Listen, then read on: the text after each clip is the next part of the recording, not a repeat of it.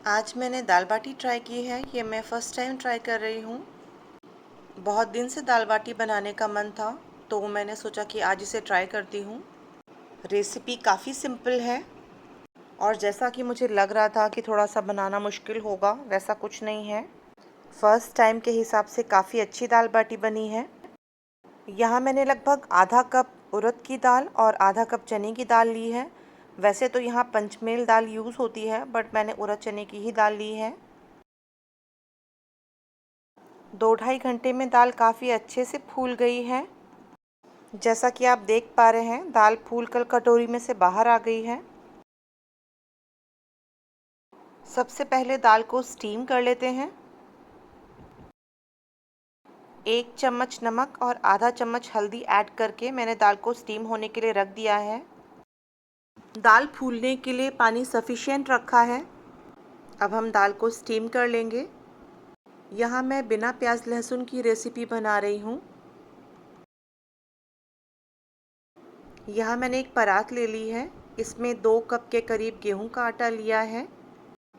मैं सूजी नहीं ले रही हूँ, इंस्टेड बेसन यूज़ कर रही हूँ। यहाँ मैंने लगभग आधी कटोरी बेसन लिया है। आधा टीस्पून अजवाइन क्रश करके ले लेंगे। दाल बाटी बनाते समय थोड़ा सोडा भी यूज़ होता है, यहाँ मैं सोडा भी स्किप कर रही हूँ। अब हम इसमें 1 टीस्पून नमक ऐड कर लेंगे। सभी चीज़ों को एक बार अच्छे से मिला लेंगे। दाल बाटी में मोइन के लिए घी या तेल का यूज़ होता है, तो यहाँ हम थोड़ा घी ऐड कर लेंगे। इसके लिए मैंने आटे के बीच में थोड़ा गड्ढा सा बना लिया है। यहाँ मैंने 2 कटोरी आटा और आधा कटोरी बेसन लिया है, तो यहाँ मैं आधा कटोरी घी भी ऐड कर रही हूँ। आप चाहें तो घी थोड़ा और ऐड कर सकते हैं। मैंने यहाँ घी थोड़ा कम ही रखा है, क्योंकि मैं इसमें अंदर सत्तू भरने वाली हूँ। बाटी कई तरह की बनती है, इसमें सत्तू के अलावा आप आलू की पीठी भी भर सकते हैं। घी को हम अच्छे से आटे के साथ मिक्स कर लेंगे। अब हम थोड़ा थोड़ा पानी लेकर आटे को गूंद लेंगे। आटे का हम एक सेमी सॉफ्ट सा डो बना लेंगे। बाटी के आटे को हम बहुत ज़्यादा लचीला नहीं रखेंगे, जिससे बनाते समय ये शेप होल्ड कर लें। मैंने यहाँ इस बात का भी ध्यान रखा है कि बाटी मैं बहुत ज़्यादा बड़ी ना बनाऊँ, जिससे वो जल्दी से सिक जाएं। ट्रेडिशनली बाटी कंडों में चूल्हे पर सेकी जाती हैं। आजकल घरों में कंडे या चूल्हे तो होते नहीं हैं, तो ये बाटी हम गैस पे ही बेक करेंगे। बेक करने के बाद हम इन्हें घी में सेक लेंगे। बाटी का आटा लगभग तैयार है। बाटी के आटे को हम 10 से 15 मिनट के लिए ढककर रख देंगे। बाटी में भरने के लिए मैं सत्तू का इस्तेमाल कर रही हूँ, जैसा कि मैंने आपको बताया है। ये सत्तू मेरे पास तैयार रखा हुआ है। अभी कुछ ही दिन पहले हमने दाल बाटी बनाई है, तो सत्तू हमने तैयार करके रख रखा है। इसमें सारे मसाले एडेड हैं। बाटी का आटा भी तैयार है, तो अब एक एक करके हम बाटियाँ बना लेते हैं। बाटी का जो आटा हमने लगा कर रखा है, इसमें से हम एक एक लोई तोड़ लेंगे। दोनों हथेलियों के बीच में इन्हें गोल कर लेंगे और थोड़ा घी लगाकर थोड़ा चपटा कर लेंगे, जैसे हम भरावन के लिए लोई तैयार करते हैं। लोई को बीच में से दबाकर हम थोड़ा पोला सा कर लेंगे। इसके बीच में हम थोड़ा सत्तू भर लेंगे। यहाँ कुछ बाटियाँ मैंने गोल बनाई हैं और बाद में जो बाटियाँ बनाई थी उन्हें मैंने थोड़ा चपटा कर लिया था, जिससे सेकने में आसानी रहे। बाटी सेकते समय हमें ये ध्यान रखना पड़ता है कि बाटी हम उलट पलट कर सेक लें, जिससे सब तरफ एक सी आंच लगे। यहाँ मैंने लगभग आधा टीस्पून सत्तू बाटी में भर लिया है। अब ये जो लोई है, इसे हम चारों तरफ से लॉक कर लेंगे और हथेलियों के बीच में इसे गोल कर लेंगे। ऐसे ही एक एक करके हम सारी बाटी तैयार कर लेंगे और उन्हें एक साइड में रखते जाएंगे।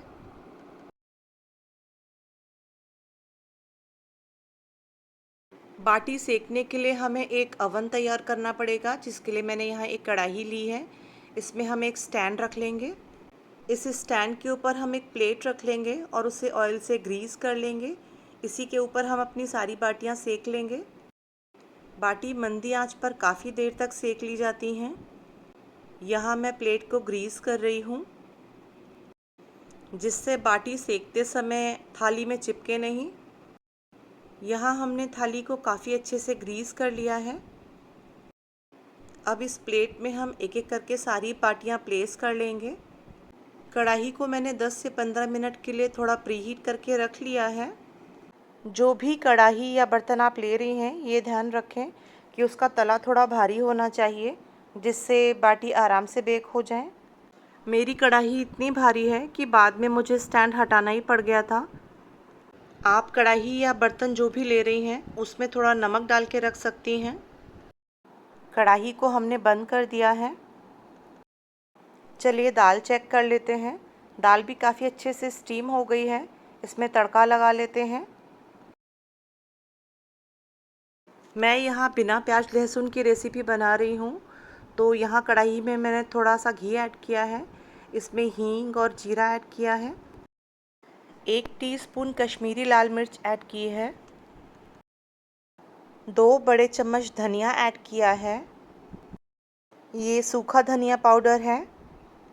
यहाँ मैंने 3 से 4 मीडियम साइज़ के टमाटर काट कर लिए हैं। उन्हें हम कढ़ाई में ऐड कर लेंगे।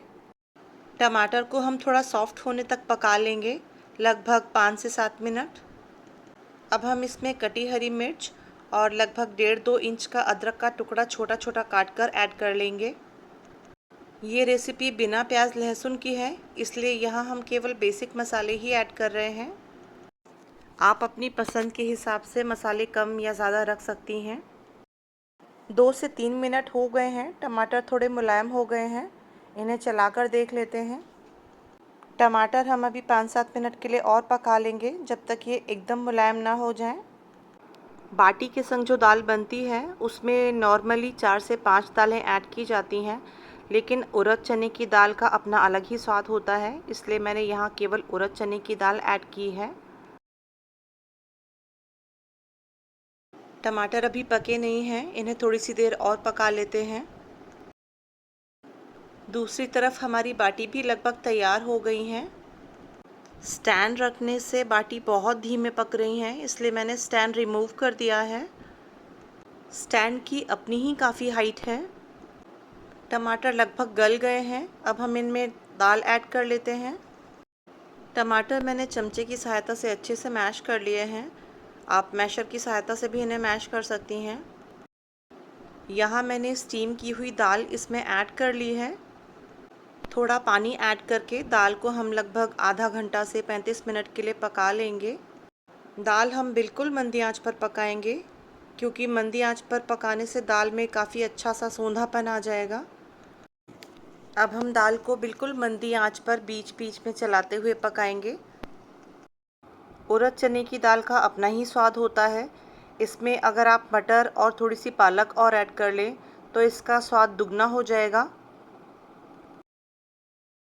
दाल को पकते हुए 10 से 12 मिनट हो गए हैं। काफ़ी अच्छे से पक गई है, लेकिन मैं अभी इसे थोड़ा सा और आंच लगाऊंगी।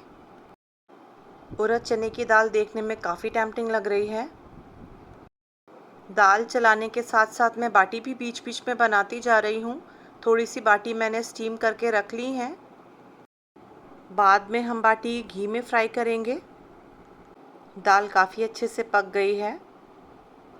जब हम खाने के लिए कुछ भी बनाते हैं, तो उसे स्टीम करने या पकाने के बाद आप मंदी आंच पर काफ़ी देर तक पका लीजिए। इससे उसमें सोंधापन आ जाता है। ऐसे खाना भी स्वाद बनता है। दाल लगभग बनकर तैयार हो गई है। अब हम इसमें कटा हुआ हरा धनिया ऐड कर लेंगे। यहाँ मैंने दाल को हरे धनिए से अच्छे से गार्निश कर दिया है, और आप देख सकते हैं दाल देखने में कितनी खूबसूरत लग रही है। गरम गरम दाल के साथ तुरंत बनी हुई जो भुनी हुई बाटी होती है, उनका अपना अलग ही स्वाद होता है। जो बाटी हमने बनाई है वो लगभग तैयार हैं। इन्हें हम थोड़ा सा घी में फ्राई कर लेते हैं। थाली को मैं हल्के से निकाल ले रही हूँ, क्योंकि इस समय पे थाली काफ़ी गर्म है। अब इसी कढ़ाई में थोड़ा सा घी ऐड करके हम बाटी फ्राई कर लेंगे। मेरे यहाँ मेहमान आने वाले हैं, इसलिए मुझे थोड़ी सी जल्दी है, तो मैं इसको घी में फ्राई कर रही हूँ। आप देख सकते हैं बाटी कितनी अच्छी भुनकर तैयार हुई हैं। जो बाकी बची हुई बाटियां हैं वो मैंने थोड़ा सा फ्लैट करके पेड़े की तरह सेक ली हैं। यहाँ मैंने कढ़ाई में थोड़ा देसी घी ऐड कर लिया है। आँच को बिल्कुल लो कर दिया है। बीच बीच में बाटी सेकते समय हम आँच को थोड़ा मीडियम पे कर लेंगे, वापस से फिर स्लो कर देंगे। ऐसा करने से बाटी अंदर तक अच्छे से सिक जाएगी। घी गरम हो गया है। अब हम इसमें अपनी बनाई हुई बाटियां ऐड कर लेंगे। बाटी हम बिल्कुल मंदी आंच पर सेकेंगे। जब आपको लगे कि घी थोड़ा सा ठंडा हो रहा है तो थोड़ा सा आंच को तेज़ कर दीजिए, उसके बाद वापस से लो कर लीजिए। जब तक बाटी हल्की सी सुनहरी ना हो जाए तब तक हम बाटी को सेक लेंगे। हम एक साथ कढ़ाई में बहुत सारी बाटी नहीं ऐड करेंगे, नहीं तो वो अच्छे से नहीं सिकेंगी। बाटी को हम चलाते हुए सेकेंगे जिससे वो अंदर से भी अच्छे से सिक जाए।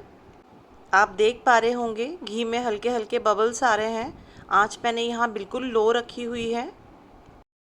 क्योंकि आंच मैंने बिल्कुल मंदी रखी हुई है इसलिए आपको देखने में लग रहा होगा कि ये बाटी कच्ची हैं, लेकिन ये धीरे धीरे अंदर से भी पक जाएंगी। लगभग 50-60% तो ये ऑलरेडी पक गई हैं, बाकी ये घी में पक जाएंगी। मैं पास से दिखाती हूँ बाटी कितनी भुरभुरी बन के तैयार हुई हैं। धीरे धीरे ये ऊपर से भी गोल्डन हो जाएंगी। वैसे तो बाटी अंदर से काफ़ी पकी हुई हैं, जैसा कि आपने देखा है मैंने इन्हें कढ़ाई में बेक कर लिया था, मगर फिर भी इन्हें ऊपर से थोड़ी सी अच्छी रंगत देने के लिए हम इन्हें हल्की आंच पर फ्राई कर रहे हैं। बाटी भारत के कई प्रदेशों में खाई जाती है। राजस्थान में ये दाल के साथ खाई जाती है और इसका चूरमा भी बनता है। पूर्वांचल में बाटी चोखा काफ़ी प्रसिद्ध है, जहाँ इसे बैंगन और आलू वगैरह भून के तैयार किया जाता है। वो भी अपने आप में काफ़ी स्वाद रखता है। यहाँ हम चूरमा तो नहीं बना रहे हैं, केवल दाल बाटी बना रहे हैं। बाटी के फिलिंग के तौर पे आप अंदर भरावन के लिए कुछ भी रख सकती हैं। चाहें तो थोड़े से सत्तू भूंज के ले लें, या जैसे मैंने आपको बताया था आलू की पीठी तैयार कर लें। थोड़ा सा बेसन सूजी के साथ भूंज कर ले सकती हैं, उसमें मसाले ऐड कर लें। बाटी को सिकते हुए 10 से 15 मिनट हो गए हैं, ये हल्की सुनहरी हो गई हैं। बाटी लगभग सिक कर तैयार है। हम इन्हें थोड़ा सा और सेक लेंगे, उसके बाद इन्हें निकाल लेंगे।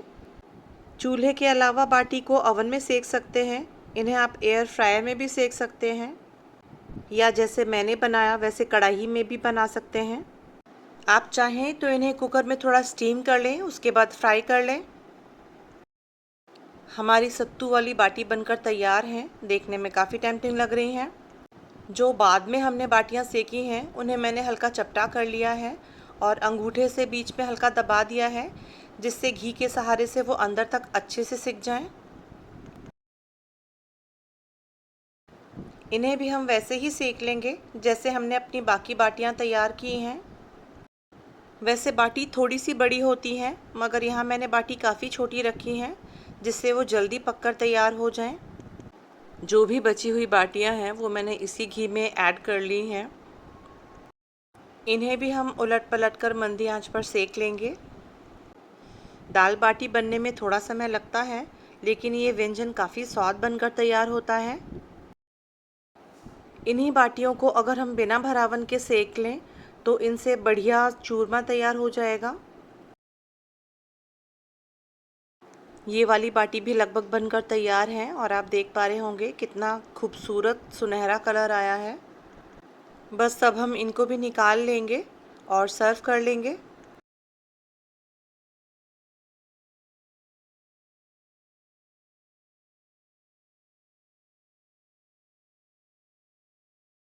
यहाँ हमने दाल बाटी की थाली सर्व कर ली है। एक कटोरी में दाल निकाल ली है और यहाँ मैंने दोनों तरह की बाटियाँ सर्व कर ली हैं। ये बाटी मैंने घी में ही सेकी हैं, तो इन्हें आप चाहें तो ऐसे ही रहने दें या थोड़ा और घी डालकर सर्व कर लें। अगर आपको रेसिपी अच्छी लगी तो लाइक और सब्सक्राइब करें। Thanks for watching this video.